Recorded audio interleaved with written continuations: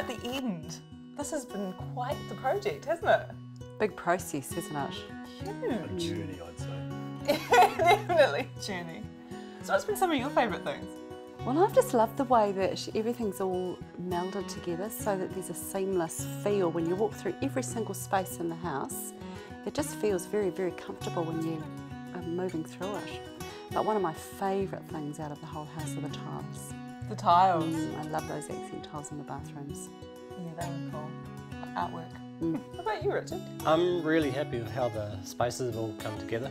The new wing, give it a couple of years and softens in with the cladding. That will just sort of blend right through. It's been given a real modern lift, but it hasn't taken away from what we started with, and that was the real point. We didn't want to take it too far from where it was at the start, so it sort of just sits and melds with the environment. It's true, you think it's one big house. It doesn't look like a bit added on. That's been going really well. Yeah, it's been modernised though. We've got really nice big openings, sorted out all the heating issues and the funny skylights and those little bits and pieces, and got some really nice big modern joinery in there now, so it'll really evolve and grow with the family and allow them to grow, and everyone will get bigger, and got some nice big spaces, and I think it'll last them a long time now. I think it's been future-proofed for a long time, and I think there's enough of the classical features that have been taken through too, Richard, that will have that longevity.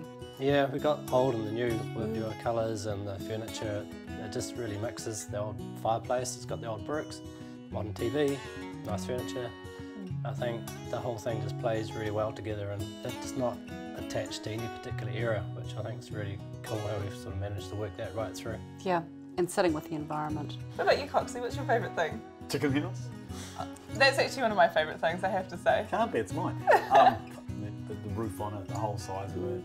It's got a proportion and a whole standalone feel of itself. It's kind of like its own little area. Love it. And you sit there and go, wow, look at that chicken house, it's got plants on the top of it. Well, Amy, obviously the chickens are mine, so you're not allowed to like them. What did you like doing the best, or what was your favourite part?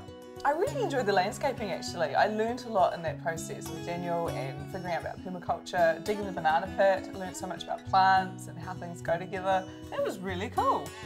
And I actually really enjoyed making that little seat together, the one with where you had the drawers and we converted it. I enjoyed that. I think for the show and what we're trying to achieve here is about showing people how hard it is, probably, or how easy it is to do it yourself with a house.